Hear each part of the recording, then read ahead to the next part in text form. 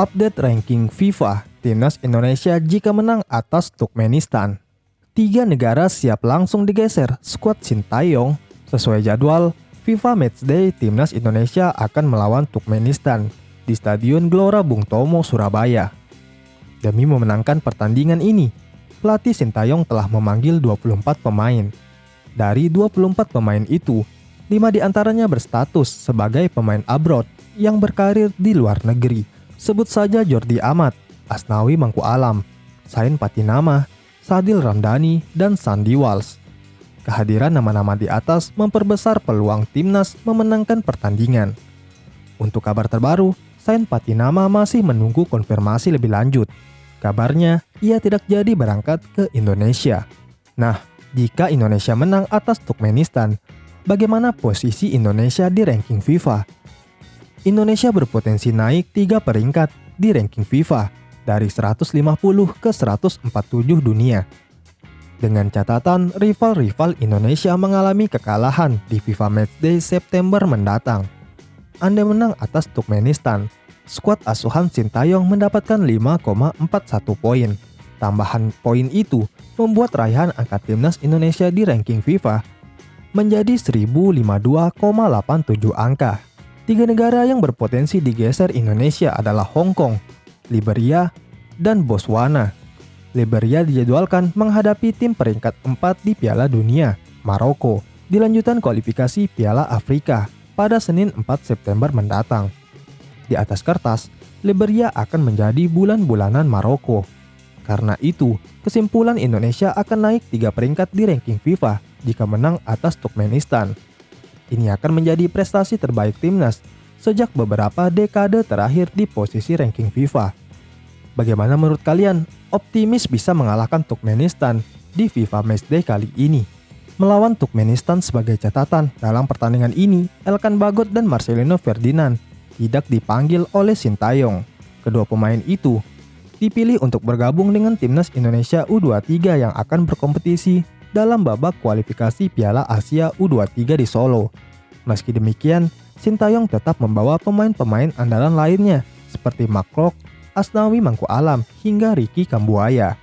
Selain itu, beberapa nama baru juga dipanggil, termasuk Aji Kusuma dan Rian Kurnia. Dari 24 pemain yang dibawa Sintayong, terdapat 3 penjaga gawang, yaitu Nadeo Agrawinata, Reza Arya Pratama, dan Sahrul Trisna Fadilah. Nadeo yang sebelumnya absen dalam pertandingan FIFA Matchday melawan Palestina dan Argentina, kemungkinan besar akan kembali menjadi pilihan utama. Performa Nadeo telah membaik setelah mengalami penurunan musim lalu di Bali United. Di sisi lain, tanpa Rizky Ridho dan Elkan Bagot yang telah bergabung dengan timnas Indonesia U23, Sintayong diperkirakan akan memasang 3 bek tengah, yaitu Jordi Amat, Andi Setio, dan Fahrudin Wahyudi Arianto. Mereka akan dibantu oleh 2 bek sayap naturalisasi, Sain Elian Jai Patinama dan Sandi Heniwas. Sandi berpotensi membuat debut dalam pertandingan melawan Turkmenistan. Lini tengah Indonesia akan dipimpin oleh Makrok yang akan bertugas menghalau serangan lawan dan mendistribusikan bola ke depan. Dia akan berduet dengan Ricky Kambuaya yang tampil impresif bersama Dewa United. Jika diperlukan aspek pertahanan yang kuat, Sintayong yang memiliki opsi untuk memasang Rahmat Irianto dan Asnawi Mangku Alam sebagai gelandang bertahan. Timnas Indonesia mendapatkan kabar buruk. 3 pemain kunci, yakni Yaakob Sayuri, Yance Sayuri, dan Dimas Derajat dilaporkan mengalami cedera. Mereka merupakan pemain andalan yang berasal dari PSM Makassar dan Persikabo. Yaakob Sayuri, winger andalan PSM Makassar, awalnya dipanggil oleh Sintayong untuk membela Indonesia melawan Turkmenistan. Namun sayangnya, Yaakob Sayuri harus menghadapi cedera yang membuatnya meragukan untuk berpartisipasi dalam pertandingan tersebut. Tidak hanya Yaakob Sayuri, Sintayong juga memanggil Yance Sayuri dan Reza Arya.